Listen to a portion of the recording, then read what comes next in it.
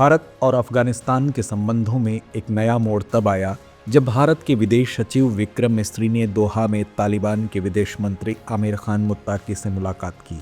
यह मुलाकात केवल एक कूटनीतिक प्रयास नहीं थी, बल्कि वैश्विक मंच पर भारत की सूझबूझ और रणनीतिक समझ का उदाहरण है। तालिबान, जो दुनिया भर में विवादास्पद और बहिष्कृत समूह के रूप में देखा जाता है, उसके साथ भारत का यह संवाद स्थापित करना जोखिम और अवसरों का एक अद्भुत संतुलन है। हालांकि तालिबान, जिसे कई देशों ने मान्यता देने से इनकार कर दिया है और जिसके शासन पर मानवाधिकार उल्लंघन के गंभीर आरोप हैं, उसके साथ बातचीत का निर्णय लेना भारत के लिए सहज नहीं था। यह एक ऐसा कदम है जो वैश्विक कूटनीति के मूक गलियारों में गूंज पैदा करता है। यहाँ भारत की आइडियोलॉजी को लेकर भी सवाल खड़े हो रहे हैं कि क्या भारत अब उस तालिबान के साथ हाथ मिलाने को तैयार है जो बर्बरता का मूर्त प्रतीक है। यह कदम उन चुनौतियों को भी उजागर करता है जो आतंकवाद और मानवाधिकारों की चिंताओं के बीच संतुलन साधने में आती हैं। तो आज के इस एपिसोड में हम ऐसे ही कुछ कयासों और सवालों के जवाब खोजने की कोशिश करेंगे। दरअसल भारत, जो हमेशा से स्थिरता और विकास के प्रति प्रतिबद्ध रहा है, इस बैठक के माध्यम से यह स्पष्ट कर रहा है कि उसका उद्देश्य अफगानिस्तान की जनता की मदद करना है, न कि किसी विवादास्पद शासन का समर्थन। इस बैठक में भारत ने अफगानिस्तान में मानवीय संकट को लेकर चिंता जताई और इस संकट के समाधान के लिए खाद्य और दवाओं की मदद पर जोर दिया। भारत ने पहले भी गेहूं और दवाओं की खेप अफगानिस्तान को भेजकर वहां के लोगों के साथ अपनी प्रतिबद्धता दिखाई है। साथ ही बैठक में भारत ने तालिबान और आतंकवाद के संबंध पर भी अपना रुख स्पष्ट किया। भारत ने तालिबान नेतृत्व से साफ तौर पर कहा कि अफगानिस्तान की धरती का उपयोग किसी भी प्रकार की आतंकवादी गतिविधियों के लिए नहीं होना चाहिए। यह रुख भारत की राष्ट्रीय सुरक्षा और क्षेत्रीय स्थिरता के लिए बेहद अहम है। इसके अलावा भारत ने अफगानिस्तान में कई प्रमुख परियोजनाओं को भी समर्थन दिया है, जिनमें सलमा डैम, जारांज दिलाराम हाईवे और संसद भवन का निर्माण शामिल है।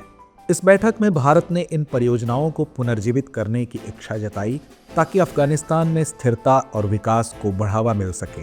भारत ने अफगानिस्तान को $3 बिलियन से अधिक की आर्थिक सहायता दी है, जो वहां के बुनियादी ढांचे, स्वास्थ्य और शिक्षा क्षेत्र में महत्वपूर्ण योगदान देती है।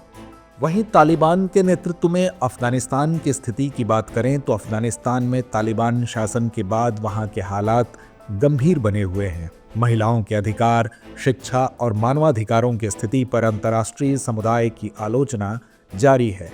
भारत ने इस मुद्दे पर भी तालिबान नेतृत्व को स्पष्ट संदेश दिया। दोहा में इस बैठक का आयोजन एक महत्वपूर्ण संकेत है कि भारत कूटनीति के माध्यम से अफगानिस्तान के साथ संवाद बनाए रखना चाहता है। हालांकि भारत ने अभी तक तालिबान शासन को आधिकारिक मान्यता नहीं दी है, लेकिन यह बैठक संबंधों को प्रगाढ़ करने की दिशा में एक कदम मानी जा रही है। गौरतलब है कि भारत और अफगानिस्तान के बीच ऐतिहासिक संबंध रहे हैं, चाहे बात व्यापार मार्गों की हो या सांस्कृतिक आदान प्रदान की। दोनों देशों के बीच हमेशा से मित्रवत संबंध रहे हैं। भारतीय उपमहाद्वीप में स्थित दोनों देशों की आधिकारिक तौर पर राजनीतिक सीमा स्पष्ट होने के बाद भी दोनों देशों के बीच अच्छे संबंध रहे हैं। इन संबंधों में कड़वाहट तब आई जब अफगानिस्तान की सरजमी पर कट्टरपंथी आतंकवादी समूह तालिबान का अधिकार हो गया। बता दें कि तालिबानी शासन के अधीन अफगानिस्तान की जनता को कई मुश्किलों का सामना करना पड़ रहा है। तालिबान सरकार को बायकॉट करने की वजह से अफगानिस्तान की जनता तक बहुत सारी आवश्यक वस्तुएं नहीं पहुंच पा रही थीं। फलस्वरूप भारत और कुछ देशों ने तालिबान के साथ वार्ता का हाथ आगे बढ़ाया। हालांकि तालिबान शासन के साथ संबंध बनाने में भारत ने सतर्कता और कूटनीति का संतुलन बनाए रखा है। भारत के लिए अफगानिस्तान केवल एक पड़ोसी देश नहीं है, बल्कि यह उसकी सुरक्षा, व्यापार और रणनीतिक हितों के लिए अत्यंत महत्वपूर्ण है। भारत यह सुनिश्चित करना चाहता है कि अफगानिस्तान में स्थिरता बनी रहे, ताकि वहां से भारत के खिलाफ किसी प्रकार की आतंकवादी गतिविधियां न हो सकें। वैसे भी अगर भारत के अंतर्राष्ट्रीय संबंधों के रिकॉर्ड को देखा जाए तो भारत ने हमेशा से ही वैश्विक मंच पर जिम्मेदारी निभाते हुए अपने पड़ोसियों के साथ संबंध मजबूत किए हैं। अफगानिस्तान के मामले में भी भारत ने संयुक्त राष्ट्र और अन्य अंतर्राष्ट्रीय मंचों पर तालिबान शासन के खिलाफ मानवाधिकारों के मुद्दों को प्रमुखता से उठाया है। यह बैठक दर्शाती है कि भारत एक सक्रिय भागीदार के रूप में अफगानिस्तान के हित के लिए काम करने को तत्पर है। हालांकि तालिबान के साथ संबंध बनाना आसान नहीं है। भारत को यह सुनिश्चित करना होगा कि अफगानिस्तान के साथ उसका सहयोग वहां की जनता के हित में हो और आतंकवाद के खिलाफ उसकी नीति स्पष्ट और दृढ़ बनी रहे। उल्लेखनीय है कि यह बैठक भारत और अफगानिस्तान के बीच संबंधों में एक नए अध्याय की शुरुआत कर सकती है। अब बारी है इस कार्यक्रम के रविवारी विशेषांक दुनिया मेरे आगे की, जिसमें हम बात करेंगे दूसरी अहम अंतर्राष्ट्रीय खबरों की। अमेरिकी राष्ट्रपति डोनाल्ड ट्रंप ने सुप्रीम कोर्ट से न्यूयॉर्क ट्रायल कोर्ट में उनके खिलाफ चल रही कार्रवाई पर रोक लगाने की मांग की है। बता दें कि यह मामला 2016 के चुनाव से पहले पोर्न स्टार स्टॉर्मी डैनियल्स को $1,30,000 का भुगतान छिपाने से जुड़ा है। ट्रंप को न्यूयॉर्क की जूरी ने इस मामले में दोषी ठहराया था, हालांकि उन्होंने आरोपों से इनकार किया है। हाल ही में दाखिल याचिका में उनके वकीलों ने तर्क दिया कि राष्ट्रपति पद की प्रतिरक्षा सिद्धांत के तहत ट्रंप को इस तरह की सजा से बचाया जाना चाहिए। दरअसल न्यूयॉर्क अपील अदालत ने ट्रंप की सजा रुकवाने की अपील खारिज कर दी। जस्टिस जुआन मर्चेंट ने कहा कि ट्रंप को जेल नहीं भेजा जाएगा और बिना शर्त रिहाई दी जा सकती है, जबकि ट्रंप के वकीलों का तर्क है कि यह मामला पूर्व राष्ट्रपतियों को आपराधिक अभियोजन से प्रतिरक्षा देने वाले सुप्रीम कोर्ट के फैसले के विपरीत है।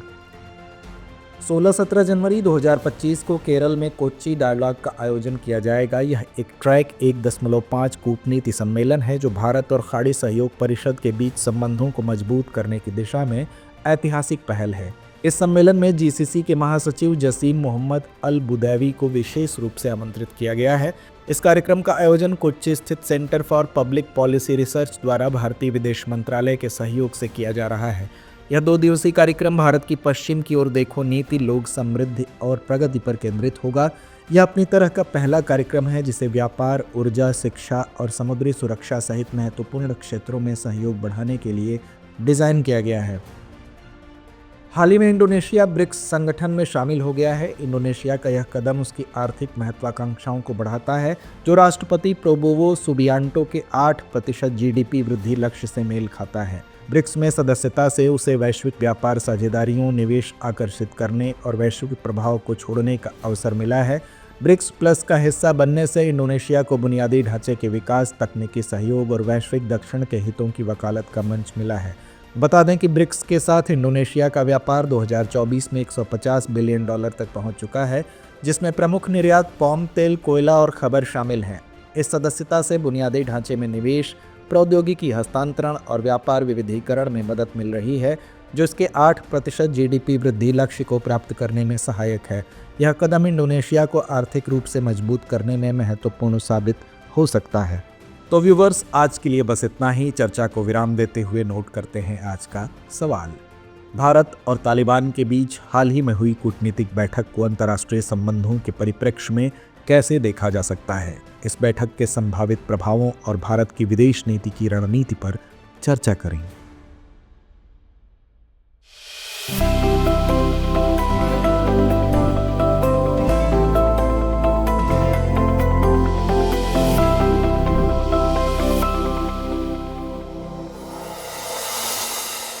डियर व्यूअर्स, अपने एग्जाम की तैयारी को और बेहतर करने के लिए हमारे चैनल को लाइक, शेयर और सब्सक्राइब करना न भूलें।